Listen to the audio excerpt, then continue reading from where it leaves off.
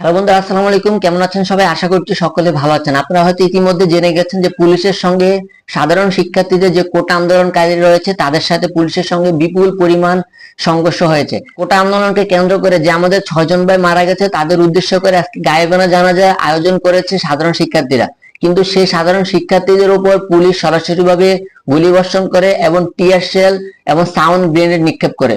পরবর্তীতে শিক্ষার্থীরাও পুলিশের উপর হামলা করে এবং তাদের ভিতরে প্রায় 2 থেকে 3 ঘন্টা ধরে সংঘর্ষ হয়। ইতিমধ্যে কিন্তু 7টার পরে যে আপডেট নিউজ আসছে সেখানে প্রথম আলো লিখেছে, পুলিশের সঙ্গে সংঘর্ষের পর ক্যাম্পাস ছাড়লেন শিক্ষার্থীরা। অবশেষে এখন বর্তমানের আপডেট হচ্ছে শিক্ষার্থীরা যেখানে অবস্থান নিয়েছিল বিক্ষোভ করার জন্য সেখান থেকে তারা অবশ্য চলে গেছে। পরবর্তী কর্মসূচি কোথায় হবে এবং পরবর্তী তাদের সিদ্ধান্ত কি, এটা আসলে বিস্তারিত পরবর্তীতে জানানো হবে। এখানে কালবেলা লিখেছে, এখানে প্রথম আলো লিখেছে, পুলিশের সঙ্গে সংঘর্ষের পর ঢাকা বিশ্ববিদ্যালয় ক্যাম্পাস ছেড়ে গেছেন কোটা সংস্কারের দাবিতে আন্দোলনকারী শিক্ষার্থীরা। আজ বুধবার সন্ধ্যা 6:30টার পর নীলক্ষেত মোড় থেকে চলে যান তারা।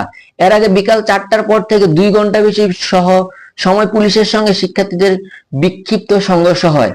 পুলিশের বাধায় দুপুর টিএসসি রাজু ভাস্কর্যের সামনে গায়েবানা জানাজা পড়তে ব্যর্থ হন আন্দোলনকারী শিক্ষার্থীরা।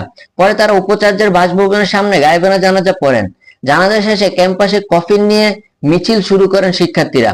তাদের ওই মিছিলে একের পর এক সাউন্ড গ্রেনেড ও কাঁদানো গ্যাসের নিক্ষেপ করেন পুলিশ।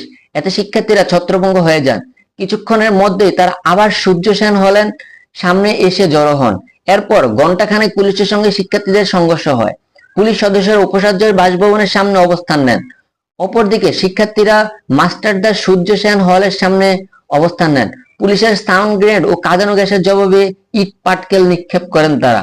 আপনারা তো সকলে জেনে গেছেন ইতিমধ্যে কিন্তু পুলিশের সঙ্গে ব্যাপক পরিমাণ সংঘর্ষ হয়েছে সাধারণ শিক্ষার্থীদের। কারণ সাধারণ শিক্ষার্থীরা যেখানে তাদের অবস্থান, ঢাকা বিশ্ববিদ্যালয় যেখানে তাদের জায়গা, যেখানে যাদের থাকার জায়গা, সেখানে পুলিশ পাহারা বসিয়েছে এবং সরকারি যতগুলা আপনার বাহিনী রয়েছে সবাই সেখানে অবস্থান করেছে। কারণ ইতিমধ্যে কিন্তু আমরা সকলে জানেন যে অনির্দিষ্টকালের জন্য শিক্ষা প্রতিষ্ঠান এবং বিশ্ববিদ্যালয় সকল কিছু বন্ধ ঘোষণা করা হয়েছে এবং সন্ধ্যা 6টার ভিতরে সকল শিক্ষা প্রতিষ্ঠানে যত আবাসিক হলের ছাত্রছাত্রী আছে সবাইকে হল ছাড়ার নির্দেশ দিয়েছে। কিন্তু সেটাকে প্রত্যাখ্যান করে শিক্ষার্থীরা সেখানে অবস্থান করেছিল।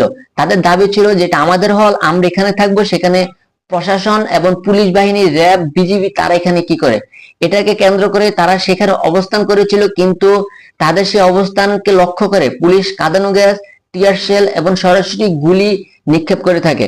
পরবর্তীতে পুলিশের সেই জবাবে তারা ইট পাটকেল নিক্ষেপ করে এবং সংঘর্ষে জড়িয়ে পড়ে।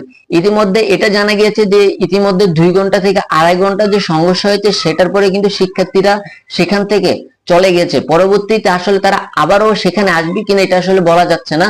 আজকে ভিডিওটি এ পর্যন্ত। যদি ভিডিওটি ভালো লেগে থাকে চ্যানেলটি সাবস্ক্রাইব করে রাখবেন, পাশে থাকে বেল বাটন অন করে। ধন্যবাদ সবাইকে।